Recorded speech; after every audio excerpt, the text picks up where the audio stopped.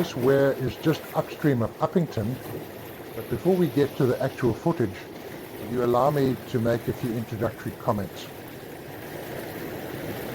In documenting the history of irrigation in the lower Orange River, I've done so with the knowledge that that area may be of interest to the people of Graaff-Reinet for two reasons.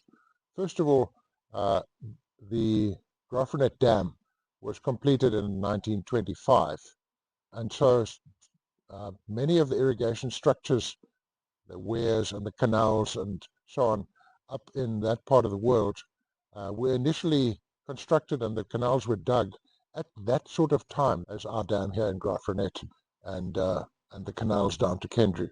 So I thought it might be of interest to somebody. That's the first factor. The second is that the people of the Orange River are wonderful. They really, when I was there, they were very friendly to me.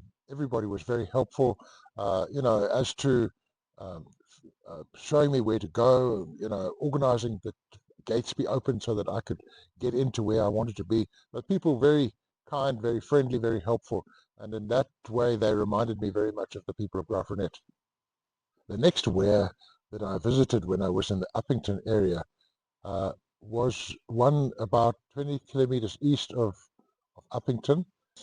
When I asked what the name was of the weir, I didn't really get a definitive answer, and I suppose you could call it the Strauss weir, after Strauss, whose initiative it was to build it.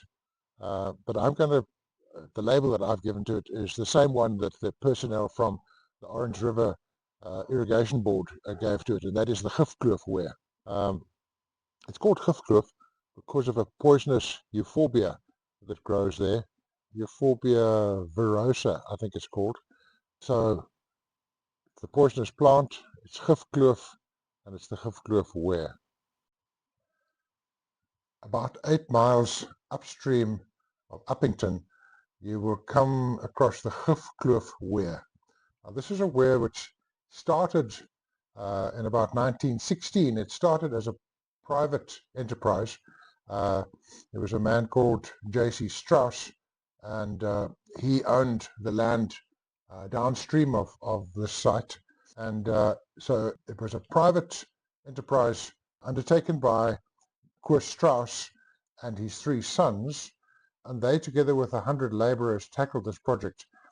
It was initially not a very big one, in that there was an 8-mile canal which they dug by hand, and on the 22nd of August 1916 a start was made with the canal. The oldest son was in charge of this canal, and they had only the most rudimentary stuff to use to lay out the canal and to work out the heights. The most complicated equipment that they had was a spirit level mounted on a tripod. So after 2 years, that section of canal was completed, and then they began construction on the weir itself.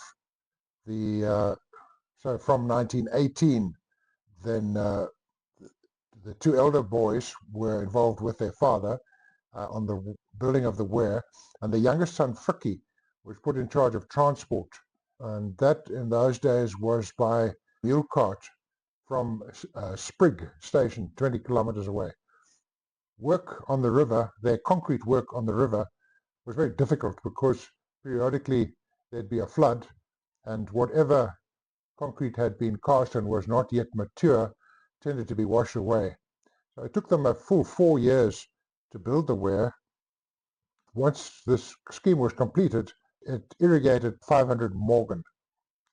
So that was the first version of the Gifkloof weir. But in 1963, the Department of Water Affairs took over the weir and the canal. And the weir was strengthened, and the canal was lined with concrete. And then also the weir was extended. It was made much longer to service land lower down on the river.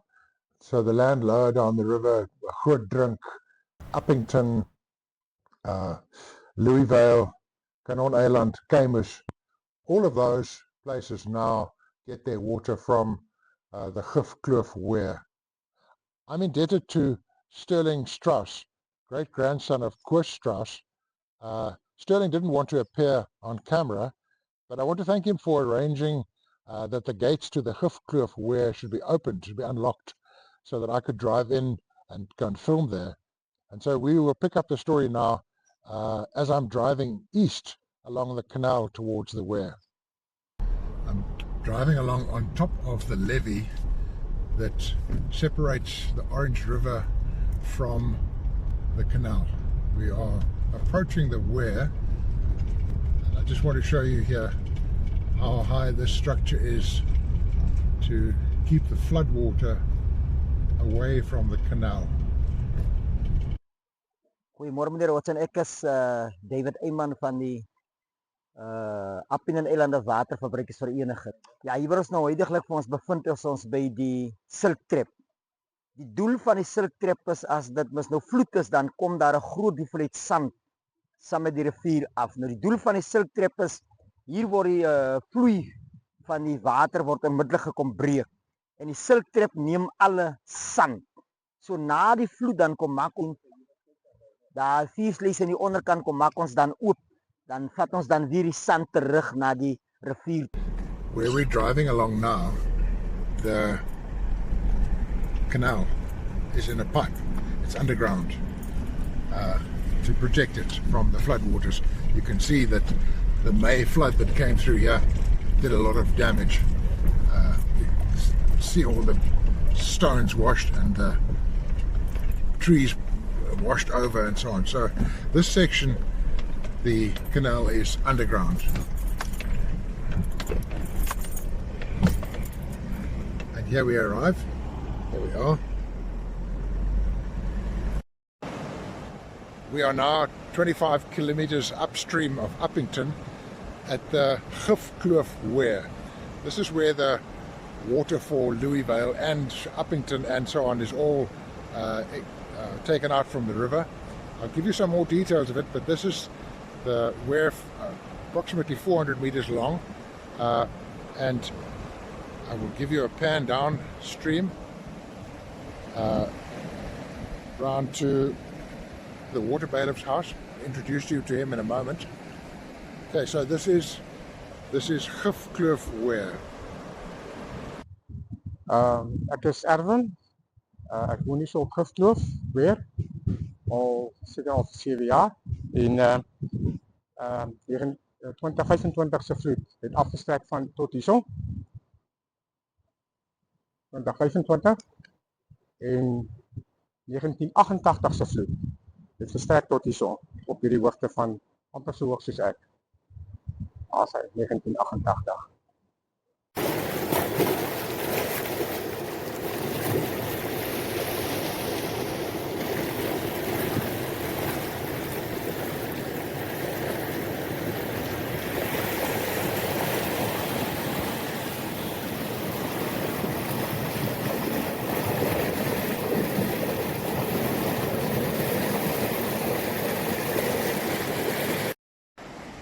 Where our two gentlemen are standing this morning, you'll see the 3 sluice control valves, which then release water into this chamber. Below this grating is a chamber. You can probably hear the water rushing through here, and then this releases into a covered canal, which probably extends for 500 meters. I'm not sure how far it is, but there's a good way down here that it's covered, and then there's a big flank wall which keeps the river out, and then beyond that there's an open canal.